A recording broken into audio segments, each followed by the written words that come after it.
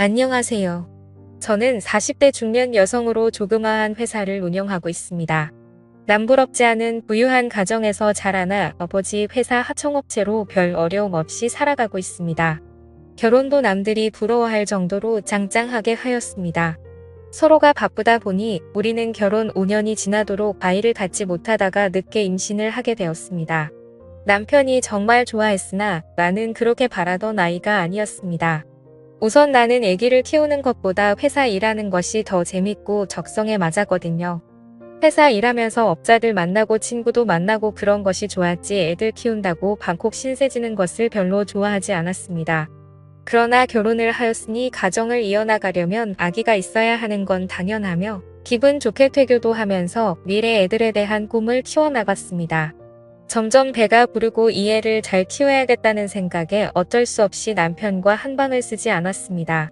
남편도 직장일로 허구한 날 바쁘다는 핑계로 술을 마시고 오더니 임신 중인 나와는 한마디 말도 없이 직장에 사표를 내고 변호사 개업을 하게 되었습니다. 물론 변호사가 돈도 많이 벌 수가 있지만 나는 돈보다는 명예를 중요시하였기에 직장에 더 다니길 바랐는데요. 그 일로 인해 남편과 심하게 다투었습니다. 남편이 변호사 개업을 하고 나니 퇴근도 전에보다 훨씬 더 늦어지고 술자리를 하는 경우도 훨씬 더 많았습니다. 물론 변호사라는 직업이 그럴 수도 있겠다고 생각했는데 어느 날 남편이 외도한다는 걸 듣고 도저히 억울해서 잠을 잘 수가 없었습니다.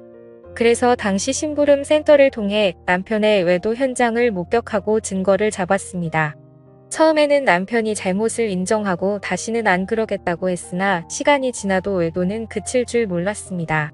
그래서 나도 이혼하기로 결심하고 뱃속에 있는 애를 남편과 한마디 상의도 없이 없애버렸습니다. 그러자 남편도 더 이상 어쩔 수가 없었는지 이혼을 하자고 하여 우리는 합의 이혼을 하였죠. 난 세상이 귀찮아서 조용한 저층 연립주택으로 이사를 와서 혼자 살았습니다.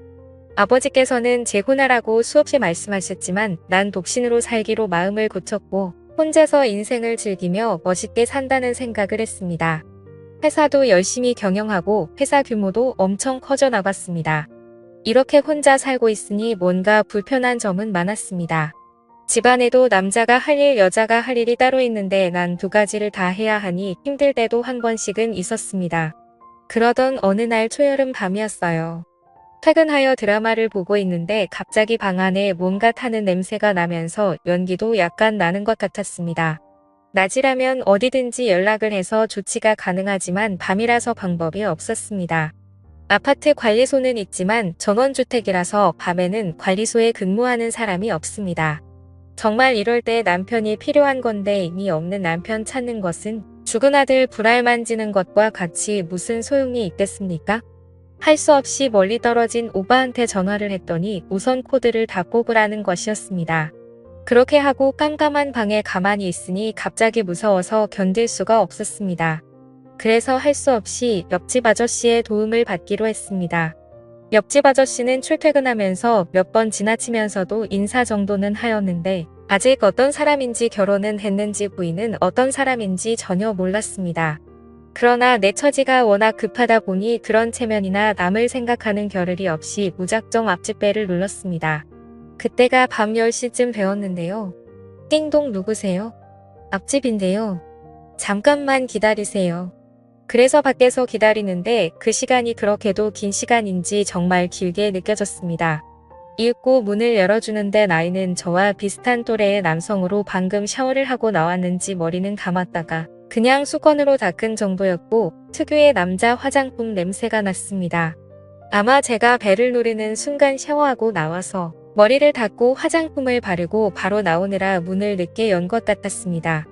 그 남자는 저를 보더니 아이고 죄송합니다. 샤워하느라고 하면서 머리를 말리는 모습이 참 순진하게 보였습니다. 그래서 자초지종을 설명했죠. 우리 집에 현재 전기 콘센트에 연기가 나고 냄새가 난다고 했죠. 그랬더니 그 남자는 알겠다면서 잠깐만 기다리면 가겠다길래 저는 집에 가지 않고 그 집에서 거실을 이리저리 보았습니다. 집안은 대체로 깔끔하였으며 집안에 장식이 전혀 없는 것으로 보아 여자가 없는 것 같이 보이기도 하였습니다. 곧 남자가 드라이버랑 연장을 챙겨와서 집으로 갑시다 하길래 같이 와서 저는 휴대폰으로 플래시를 작동시켜 집이 켜졌는데요. 우선 연기가 나는 콘센트를 보더니 이러면 안 되는데 하면서 두꺼비 집을 열고 그곳에서 뭔가 새로 교체를 하는 것 같았습니다. 그 사이 난 그 남자와 머리를 거의 가까이 대고 휴대폰으로 불을 밝혀주는데 남자의 향수가 정말 환장하게 만드는 것이었습니다. 남편과 이혼하고 10년 가까이 혼자 살아왔기에 정말 남자와 이렇게 가까이 있어 본 것도 오랜만이었습니다. 난 그렇게 좀 더 오랫동안 불을 부딪혀주고 싶었는데 그 남자는 금방 고쳤어요. 이제 다 되었습니다. 불을 켜보세요 하길래 전 불을 켜고 우선 아까 연기가 나던 곳으로 가보았는데 연기도 나지 않았고 아무런 냄새도 나지 않았습니다. 그래서 그 남자는 혹시 또 냄새가 나거나 연기가 나면 연락주세요 이렇게. 밤늦었는데 어떻게 또 말씀드리나요? 오신 김에 커피도 한잔 하시면서 잠깐만 지켜봐 주시면 안 될까요? 했더니 네 그래요 하면서 난 커피를 준비하는데 정말 기분이 묘했습니다. 남편과 이혼하고는 우리 집에 처음으로 남자가 왔다고 생각하니 이상한 생각마저 느껴졌습니다. 커피를 준비해 마시면서 그 남자가 하시는 말이 남편은 아직 퇴근 안 했어요. 부끄럽지만 이혼을 하고 지금 혼자 삽니다. 그래서 이번에는 내가 사모님은 어디 가셨어요? 안 보이시더라고요 하니까 빙긋이 웃으시면서 사실 우리도 이혼하고 조용한 곳에 와서 혼자 살아요 하시면서 둘이 똑같네 하면서 중얼거렸습니다. 그래서 전기는 어떻게 잘 고치느냐고 여쭈어보니 회사에서 전기 관련 담당자라는 것이었습니다.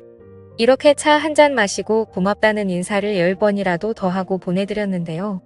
현관에 나가시면서 혹시 전기가 아니더라도 집안에 고칠 것 있으면 말해주세요. 이웃사촌이 다 좋은 거잖아요 하더라고요. 정말 좋은 분 같았습니다.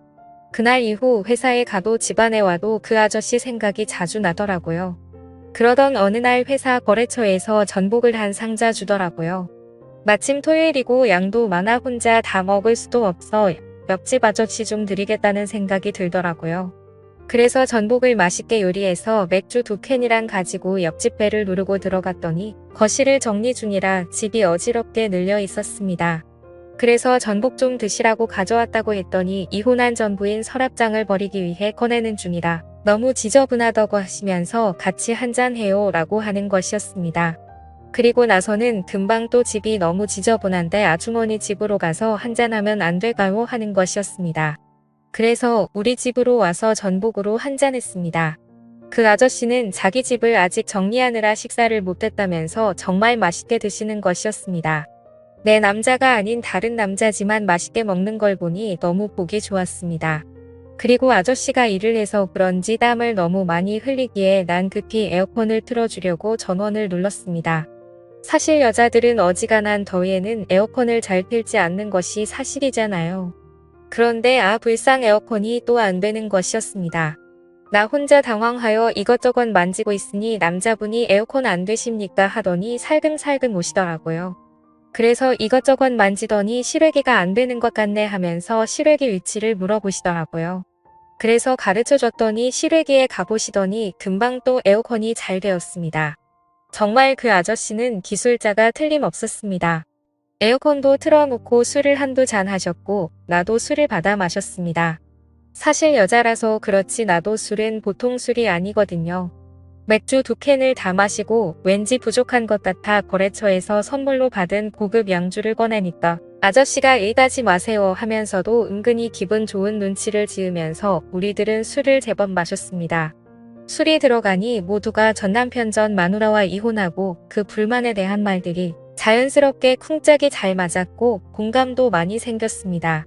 이렇게 술이 들어가니 그 아저씨는 술이 약한지 좀 취하는 것 같았습니다. 그러더니 그 자리에 그대로 쓰러지길래 나는 베개를 가져다 주었습니다. 금방 그 아저씨는 그렇게 골아떨어지더군요. 그 사이 저는 술 먹던 상도 치우고 다 정리하고 침대에 누웠는데 도저히 잠을 잘 수가 없었습니다. 비록 이혼한 여자이지만 옆집 남자가 내 방에서 저렇게 잠을 자는데 생각하니 도저히 믿어지지 않았고 자는 모습도 보니 너무나 좋은 사람 같이 보이면서도 남자같이 보여 사실 마음도 끌렸습니다. 에어컨을 틀어두면 감기 걸릴까봐 에어컨을 껐더니 땀을 흘리셨습니다. 그래서 더운가 싶어서 가까이 다가갔는데 그 순간 남자가 잠꼬대인지 일부러 그러는지는 몰라도 몸을 뒤척거리면서 부부간에 껴안듯이 옆에 앉아있는 저를 끌어안더라고요. 그래서 나는 더 움직이면 깰까봐 그대로 그 남자 옆에 살포시 누웠습니다. 가슴이 두근거려서 가만히 있을 수가 없었습니다. 그렇게 조금 시간이 흐르고 그 남자는 잠에서 깼는지 저와 눈이 마주쳤고 그날 이후로 저희는 연인 사이가 되었던 거죠. 사실 정말 내 인생에 남자는 없다라고 생각했었는데 얼떨결하긴 하지만 이제 그 사람과 재혼을 생각하고 있습니다. 서로의 아픈 과거를 거울 삼아 서로가 더 아껴주고 행복한 삶을 살려고 해요. 괜찮겠죠? 오늘의 사연 여기까지입니다. 구독 버튼 꼭 눌러주세요. 감사합니다.